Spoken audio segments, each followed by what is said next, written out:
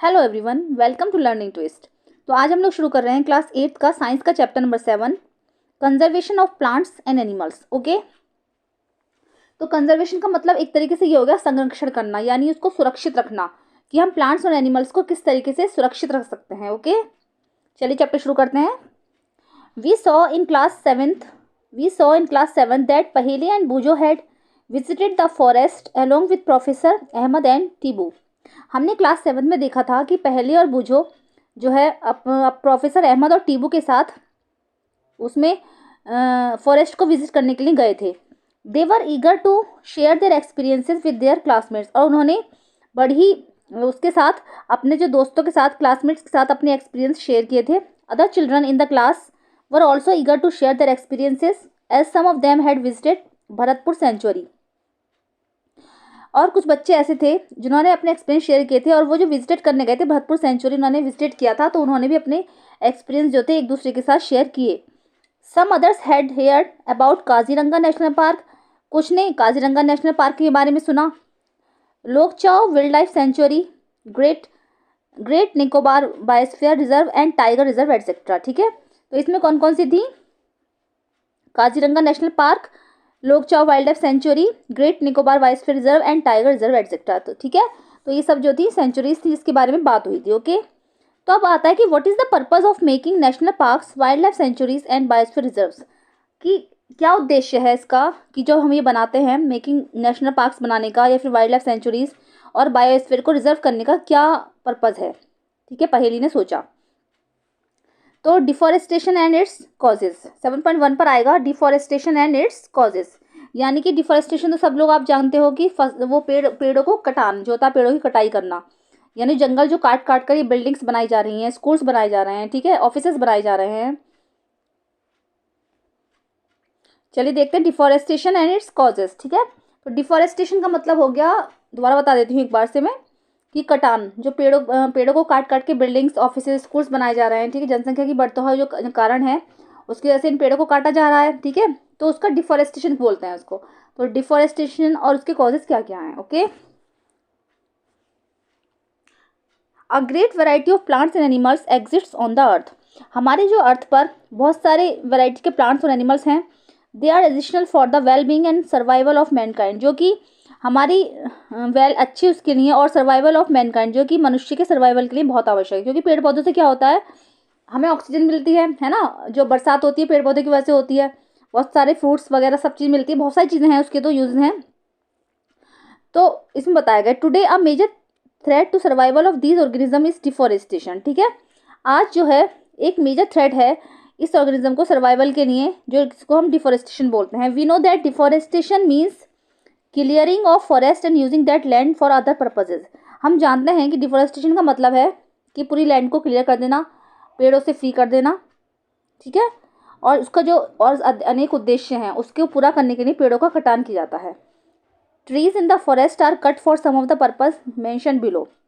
ठीक है, फॉरेस्ट के जो ट्रीज होते हैं कुछ और पर्पज़ हैं जिसको पूरा करने के लिए ट्रीज को कट किया जाता है, जंगलों को कट किया जाता है। तो कुछ ऐसी पर्पज़ उन्होंने दे रखे हैं। नंबर 1 है procuring land for cultivation. Cultivation मतलब खेती बाड़ी के लिए। ठीक है, खेती बाड़ी के लिए जो भूमि को बचा कर रखना। Buildings, houses and factories. ठीक है, बिल्डिंग हाउसेज या फिर फैक्ट्रीज के लिए। मेकिंग फर्नीचर और using wood as fuel. Furniture के लिए जिससे कि लकड़ी यूज़ की जाती है और उसको ईंधन में भी काम में लाया जाता है। ओके, तो इन सब चीज़ों के लिए उसको काट देते हैं। Some natural causes of deforestation are forest fires and severe droughts. कुछ नेचुरल कॉजेज भी हैं डिफॉरेस्टेशन की, जैसे कि फॉरेस्ट फायर जंगल में कभी कभी आग लग जाती है तो उसकी वजह से जो है पेड़ पौधे सारे नष्ट हो जाते हैं। एंड सीवियर ड्रॉट्स, और कभी कभी सूखे की स्थिति जब आ जाती है तब भी पेड़ पौधे सारे डेड हो जाते हैं। तो 7.1 पे हम शुरू करेंगे। Add more causes of deforestation to your list and classify them into the natural and man made. ठीक है, आपको डिफॉरेस्टेशन की एक लिस्ट तैयार करनी है कि उसके कारण कौन कौन से हैं, और उसको क्लासीफाई करना है कि नेचुरल कौन से हैं और मैन मेड कौन से हैं। ओके, 7.2 पर आएगी कॉन्सिक्वेंस ऑफ डिफॉरेस्टेशन। डिफॉरेस्टेशन के क्या क्या कारण हैं। पहले and Boojho recall the consequence of deforestation. ठीक है, वो दोबारा पहले और बुझे होते इसको एक बार रिकॉल कर रहे थे कि डिफॉरेस्टेशन की कॉन्सिक्वेंसेस कौन कौन से हैं।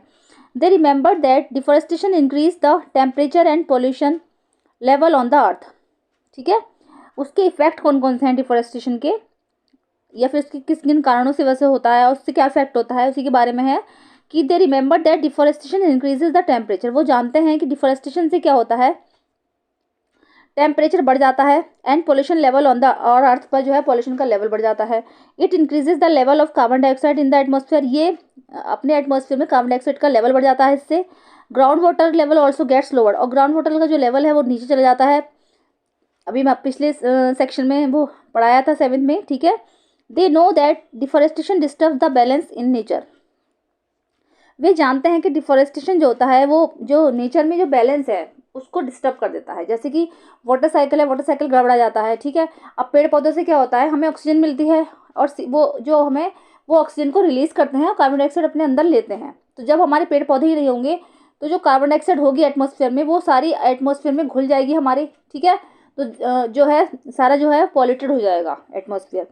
दे were told by Professor Ahmed that if cutting of the trees continues, rainfall and the fertility of the soil will, उन्होंने प्रोफेसर अहमद को बताया कि अगर कंटिन्यूसली ट्रीज़ की कटिंग होती रही तो रेनफॉल और जो सॉइल की फर्टिलिटी है यानी जो उसकी उपजाऊ क्षमता है विल डिक्रीज, वो कम हो जाएगी।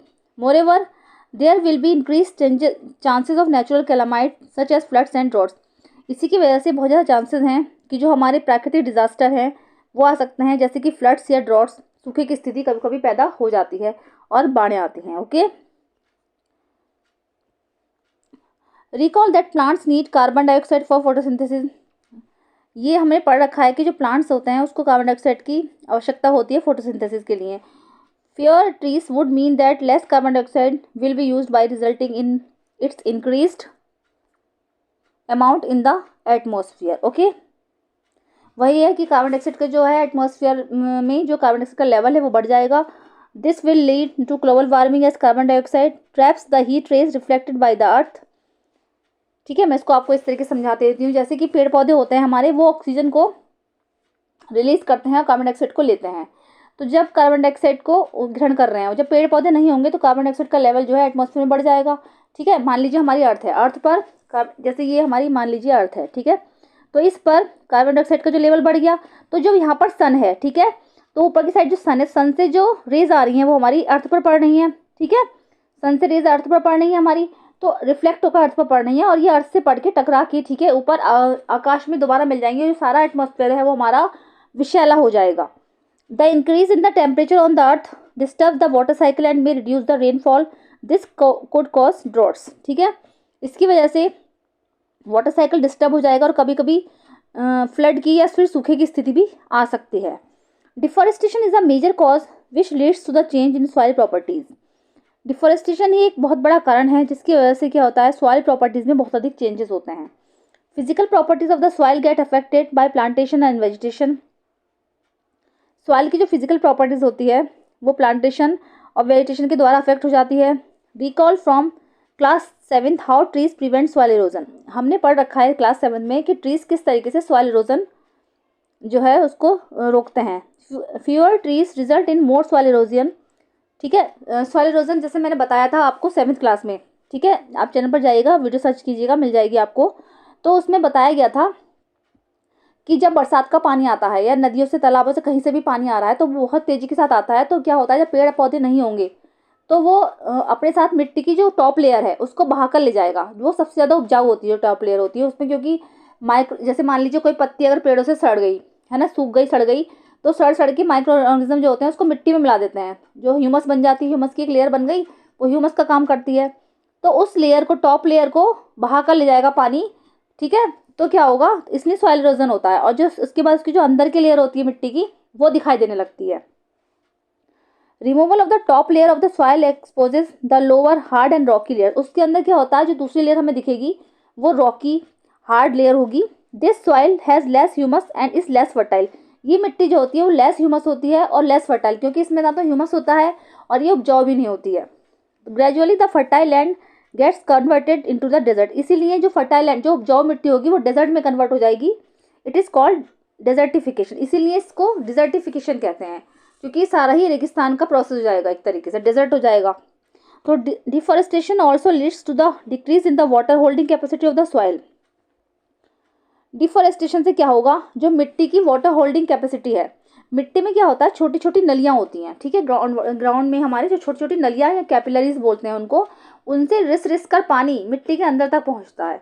तो ठीक है, तो अगर ये सब इसमें जो अगर पेड़ पौधे नहीं होंगे तो जिसकी वाटर होल्डिंग कैपेसिटी है वो भी डिक्रीज हो जाएगी, खत्म हो जाएगी। The movement of the water from the soil surface into the ground is reduced, और जो पानी में जाने का जो वो मूवमेंट है वाटर सरफेस से होकर ग्राउंड वाटर का जो मूवमेंट है वो रिड्यूस हो जाएगा। So there are floods, the other properties of the soil like nutrient content, texture etcetera also change because of deforestation.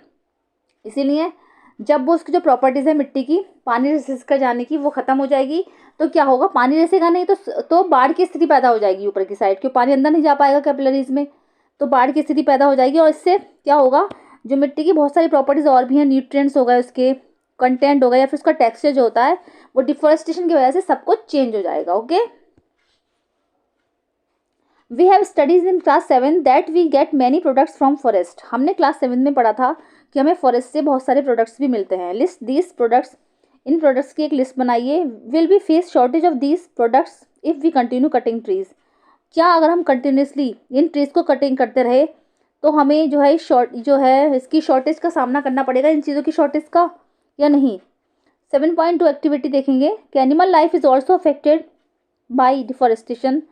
Animals की जो लाइफ है वो भी डिफॉरेस्टेशन से अफेक्टेड होती है। हाउ, कैसे? List the points and discuss them in your class. In points की एक लिस्ट तैयार कीजिए और उसको अपनी क्लास में डिस्कस कीजिए। 7.3 पर आता है conservation of forest and wild life. इनका जो है फॉरेस्ट का और वाइल्ड लाइफ का कंजर्वेशन, उसके बारे में बात है। Having become aware of the effects of the deforestation, पहले एंड बूझो आर वरीड। ठीक है, डिफॉरेस्टेशन के इफेक्ट जानने के बाद में पहली और बूझो जो थे बहुत चिंतित थे। They go to the professor Ahmad and ask him how forest and wildlife can be saved. वो जल्दी से प्रोफेसर अहमद के पास गए और उन्होंने उनसे पूछा कि हम कैसे फॉरेस्ट को और अपनी वाइल्ड लाइफ को किस तरीके से सेव कर सकते हैं। तो जो आता है अब टॉपिक कि biosphere is that part of the earth in which living organism exist और विच सपोर्ट्स लाइफ। बायोस्फीयर जो है एक ऐसा पार्ट है अर्थ का, ठीक है, जिसमें लिविंग ऑर्गेनिज्म रहते हैं या फिर जो है उनको सपोर्ट करते हैं। बायोलॉजिकल डाइवर्सिटी और बायोडाइवर्सिटी, ठीक है, एक दूसरा होता है, एक तो बायोस्फीयर हो गया, यहाँ से यहाँ तक समझ में आ गया आप लोगों को। एक होता है बायोलॉजिकल डाइवर्सिटी या फिर इसको बायोडाइवर्सिटी बोलते हैं। Refers to the variety of organism exist on the earth. ये उस तरीके से रेफर्स करता है जैसे कि उस एरिया में कितने तरीके के ऑर्गेनिज्म जो रह रहे हैं, their interrelationship and their relationship with the environment. उनका जितने भी प्लांट्स एनिमल्स हैं, यानी कि जो फ्लोरा और फोना है, मैंने फ्लोरा और फोना भी 7th क्लास में बता रखा है। फ्लोरा और फोना यानी कि जितने एनिमल्स और प्लांट्स हैं, ठीक है, उनका आपस में एनवायरनमेंट में उनका रिलेशनशिप क्या है, वो किस तरीके से एक दूसरे से संबंधित हैं, किस तरह से एक दूसरे साथ रहते हैं, उसको बायोलॉजिकल डाइवर्सिटी या फिर बायोडाइवर्सिटी बोलते हैं। तो सेकंड ये चीज़ आ गई, दो चीज़ें आप लोगों को अच्छे से समझ में आ गई। चलिए अब आगे बढ़ते हैं।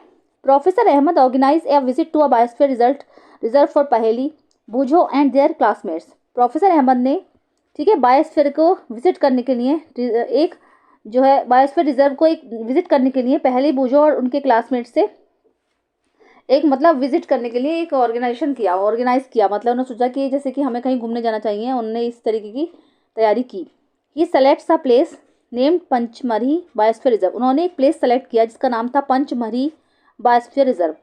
He knows that the plants and animals found here are similar to those of the upper Himalayan peaks and to those belonging to the lower western Ghats.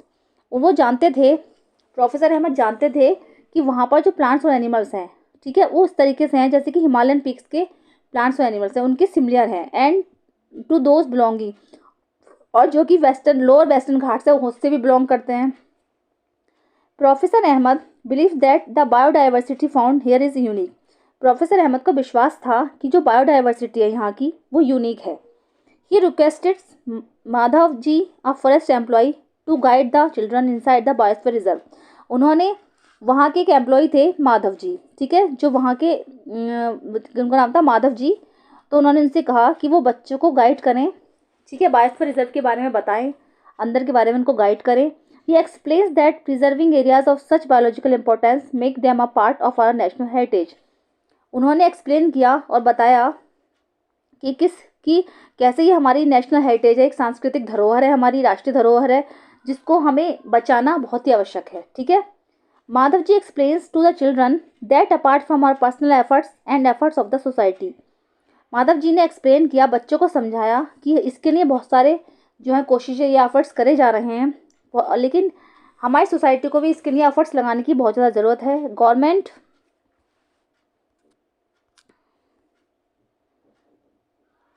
Government agencies also take care of the forest and animals. Government agency जितनी भी हैं ये सब forest और animals का ध्यान रखते हैं। The government lays down rules, methods and policies to protect and conserve them. Government ने इसके लिए तो बहुत सारी पॉलिसीज़ बना रखी हैं कि इसको किस तरीके से हम प्रोटेक्ट कर सकते हैं, इसको किस तरीके से बचा सकते हैं। Wild life sanctuaries, national parks, biosphere reserve etcetera, जितनी भी ये वाइल्ड लाइफ सेंचुरीज हैं, नेशनल पार्क्स हैं या फिर बायोस्फीयर्स हैं, उसको हम किस तरीके से कंजर्व कर सकते हैं।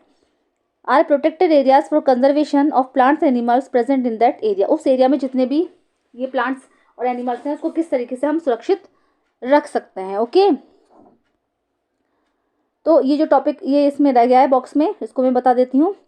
To protect our flora and fauna and their habitats, protected areas called wildlife sanctuaries, national parks and biosphere preserve have been earmarked. Plantation, cultivation, grazing, felling trees, hunting and poaching are provided there. ठीक है, अपने flora और fauna को बचाने के लिए जो, ठीक है, और जहाँ पर वो लोग रहते हैं एनिमल्स और प्लांट्स, तो प्रोटेक्टेड एरियाज, उनको हम प्रोटेक्टेड एरियाज कहते हैं। वाइल्ड लाइफ सेंचुरीज हो गई, national parks and biosphere reserve have been unmarked. तो वहाँ पर क्या चीज़ है, प्लांटेशन नहीं कर सकते आप लोग, कल्टीवेशन खेती बाड़ी नहीं कर सकते, ग्रेजिंग नहीं हो सकती, जैसे कि आप अपने जानवरों को चराने नहीं ले जा सकते। फेलिंग ट्रीज, वहाँ पर हम कोई पेड़ नहीं काट सकते, शिकार वहाँ पे नहीं कर सकते। And poaching are provided there, और वहाँ पर जो है किसी भी तरीके की पोचिंग प्रोवाइडेड वहाँ पर नहीं कर सकते हैं। ओके, जैसे कि कोई जानवर है उसको मांस मछली खा रहा है तो उसको मार कर या उसको कर दिया हम उसके पोज ले रहे हैं या फिर उसके हंटर करके उसका शिकार करके इस तरीके से कर रहे हैं, पोज फोटो खींच रहे हैं, तो कुछ नहीं कर सकते हैं वहाँ पर। इस तरीके से वो प्रोवाइडेड होता है वहाँ पर। अब आता है wild life sanctuary, areas where animals are protected from any disturbance to them and their habitat. ये ऐसे एरियाज होते हैं जहाँ पर एनिमल्स जो हैं को किस तरीके का डिस्टर्बेंस नहीं होता जहाँ पर वो रहते हैं। ऐसी नेशनल पार्क आता है, areas reserve for wild life where they can freely use the habitats and natural resources. ये एक ऐसे एरियाज होते हैं जहाँ पर ये जंगली जानवर जो होते हैं, वाइल्ड लाइफ होते हैं, वो फ्री होते हैं हर तरीके से, वो वहाँ पर घूमने के लिए आराम से फ्री हैं। ठीक है, हैबिटेट एंड नेचुरल रिसोर्सेज के लिए। ओके, अब आता है बायोस्फीयर रिजर्व। ये क्या होता है, large areas of protected land for conservation of wild life, plant animal resources and traditional life of the tribals living in the area. ये बड़े बड़े लार्ज एरियाज हैं जो कंजर्वेशन के लिए, जो लैंड है, वाइल्ड लाइफ लैंड है, उसको सुरक्षित रखने के लिए बड़े बड़े एरियाज बनाए गए हैं, जिसमें कि प्लांट और एनिमल्स रिसोर्सेज या फिर ट्रेडिशनल जो ट्राइबल्स की उनकी ट्रेडिशनल लाइफ है उसको सुरक्षित करने के लिए बड़े बड़े एरियाज हैं, उनको हम बायोस्फीयर रिजर्व बोलते हैं। ओके, तो ये चारों चीज़ें आपकी समझ में आ गई होंगी, protected areas, wild life sanctuaries, national park और बायोस्फीयर रिजर्व। ओके,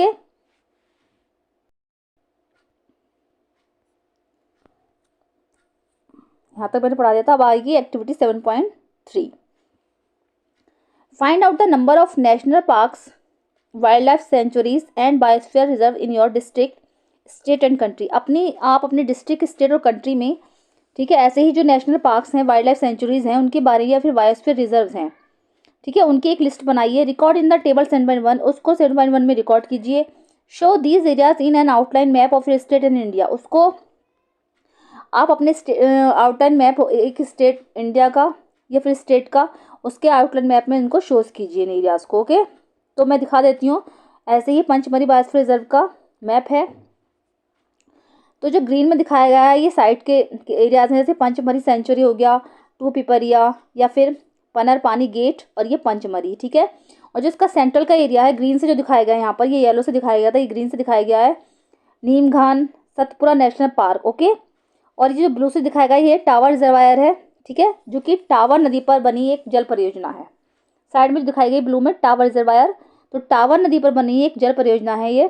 ठीक है, और ये लास्ट में इधर चूरना, ठीक है, धैन बोरी सेंचुरी, ये बोरी जगह में ये बोरी सेंचुरी है। ओके, तो ये पंचमरी बायोस्फीयर रिजर्व है, बहुत बड़ा एरिया होता है ये। ठीक है, अब जैसे ये लिख रहा है प्रोटेक्टिव एरियाज है इन माई डिस्ट्रिक्ट, इन माई स्टेट या फिर इन माई कंट्रीज, इसमें लिख लेंगे आप, टेबल तैयार कर लेंगे, national park, wild life sanctuaries या फिर बायोस्फीयर रिजर्व जो जो है आपके एरियाज में आप कर सकते हो। अब बायोस्फीयर रिजर्व के बारे में बताया है इसमें कि 7.4 पर आते हैं यहाँ पर। तो children along with professor Ahmad and Madhav ji enter the biosphere reserve area. बच्चे जो होते हैं प्रोफेसर अहमद और माधव जी के साथ बायोस्फीयर रिजर्व एरिया में एंटर करते हैं। Madhav ji explains that biosphere reserve are the areas mean for conservation of biodiversity, कि बायोस्फीयर रिजर्व वो एरियाज हैं जो कि बायोडाइवर्सिटी को कंजर्व करने के लिए बनाए गए हैं। As you are aware that biodiversity is the variety of plants, animals and micro organisms generally found in an area. जैसा कि आप जानते हो कि बायोडाइवर्सिटी का मतलब यह है कि प्लांट्स और एनिमल्स की बहुत सारी वेराइटीज़ और ऐसे माइक्रो ऑर्गेनिज्म जो कि उस एरिया में पाए जाते हैं। ठीक है। The biosphere reserve help to maintain the biodiversity and culture of that area. Biosphere reserve जो होते हैं, ठीक है, बायोडाइवर्सिटी या फिर उस एरिया के कल्चर को मेंटेन करने में हेल्प करते हैं। A biosphere reserve may also contain other protected areas in it. Biosphere reserve में, ठीक है, ऐसे ही और दूसरे प्रोटेक्टेड एरियाज शामिल होते हैं। The Pachmarhi biosphere reserve consist of the national park named Satpura and 2 wild life sanctuaries named बोरी एंड पंचमरी। ऐसे ही जो ये बायोस्फीयर रिजर्व है, पंचमरी बायोस्फीयर रिजर्व, इसके बारे में बात हो रही है। तो इसमें जो है एक तो नेशनल पार्क है जिसका नाम सतपुरा है एंड 2 और जो 2 वाइल्ड लाइफ सेंचुरीज हैं जिसका नाम है बोरी और पंचमरी। ओके, तो इसमें शामिल हैं। ये पंचमरी बायोस्फीयर रिजर्व है, ये उसी का मैप है। ठीक है।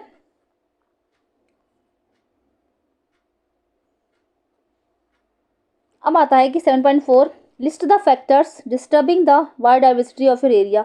ऐसे कुछ फैक्टर्स की एक लिस्ट बनाइए जो कि आपके एरिया की बायोडाइवर्सिटी को डिस्टर्ब करते हैं।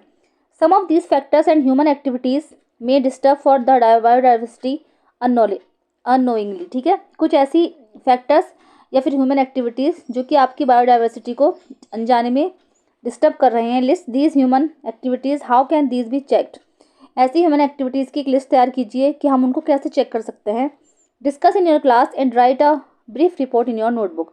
आप अपने क्लास में इसको डिस्कस कीजिए और इसके ऊपर एक छोटी सी रिपोर्ट तैयार कीजिए अपनी नोटबुक में। ओके, चलिए अब आता है 7.5 फ्लोरा एंड फोना। तो फ्लोरा एंड फोना का मतलब यही है एनिमल्स एंड प्लांट्स। ओके, तो इसके बारे में जो हम बात करेंगे, समझा रखा है वैसे मैंने क्लास 7th में ये। ठीक है, तो इसके बारे में जो आगे हम डिस्कस करेंगे नेक्स्ट वीडियो में। मिलते हैं नेक्स्ट वीडियो में। Thank you so much.